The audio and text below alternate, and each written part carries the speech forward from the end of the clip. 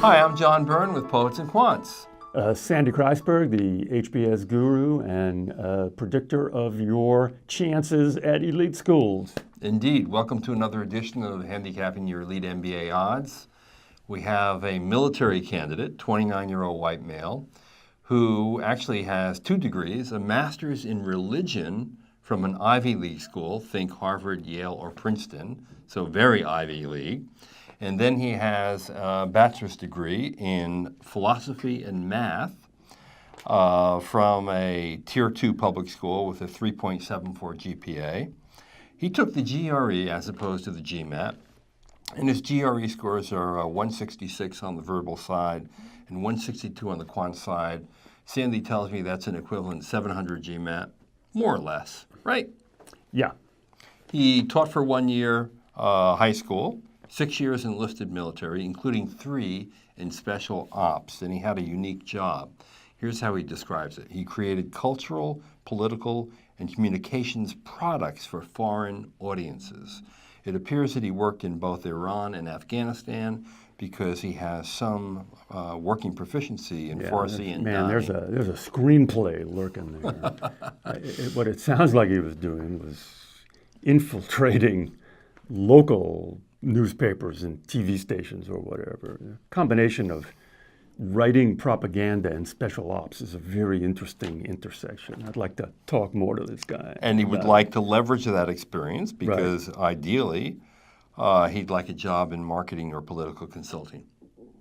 So he wants to pursue not merely an MBA, but a dual degree MBA MPP. I know you hate dual degrees and often advise against them. I'm going to advise against it in this case. In this case, this guy is let me recap. 29-year-old Army guy, 700 GMAT equivalent, went to a Tier 2 liberal arts school, had a 374, did a graduate degree at Harvard, Yale, Princeton, taught public school, joined the Army. That's an attractive profile of a well-meaning Army guy, intellectual Army guy, propaganda, special ops man, and then he wants to go into public policy. I mean, this guy is a kind of political advisor where he can do the policy and the military part,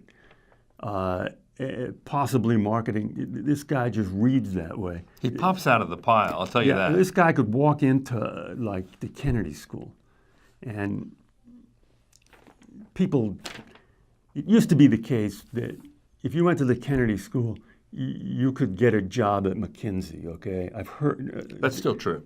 I'd like an update on that. That is still true. Anybody out there at the Kennedy School, please write a note saying, no, John, it's much harder now. Okay? I don't believe it is. Okay, good. If that's the case, this guy should go to the Harvard Kennedy School, which is what, 2 years or something?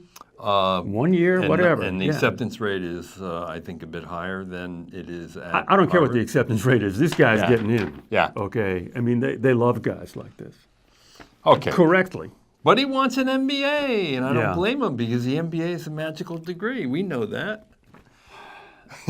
Okay. So his target schools, Harvard, Dartmouth, Yale, Duke, Virginia.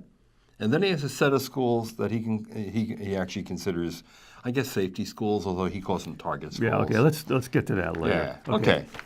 So what do you think? Dual application to the Kennedy School and Harvard Business School.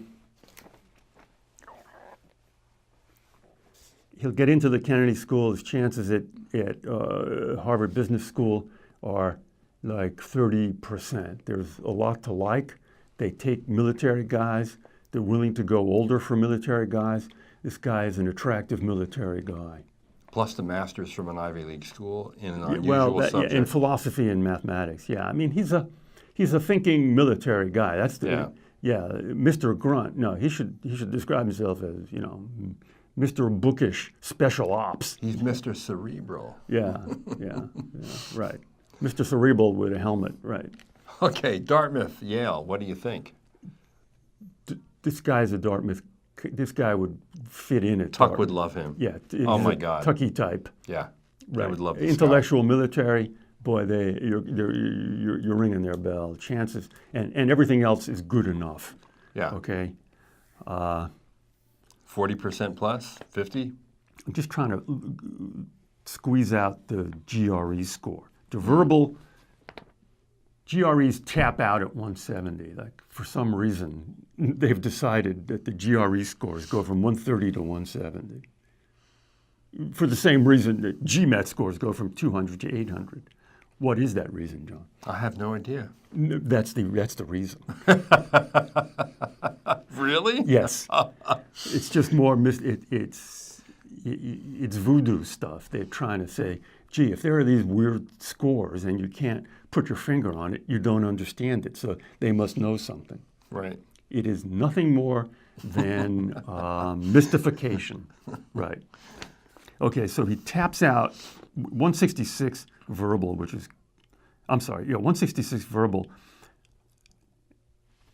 And then the quant is 162, which is pretty low, actually, even though he only missed 8 questions. Boy, that could be, if you get a 169 on the quant, you're often in the 91st percentile. It's crazy.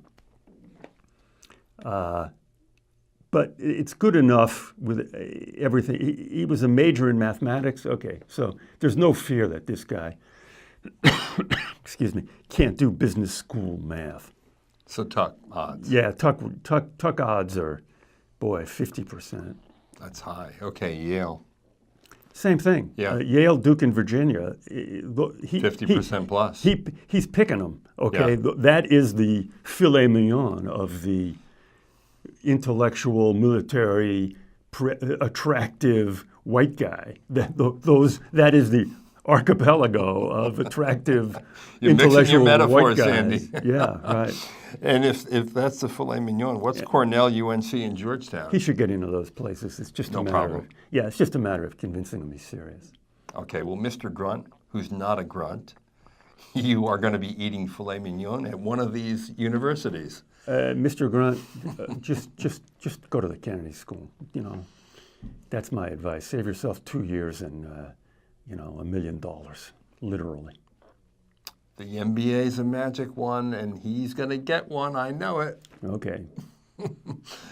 Well, good luck, and for everyone else out there, see you on the MBA highway.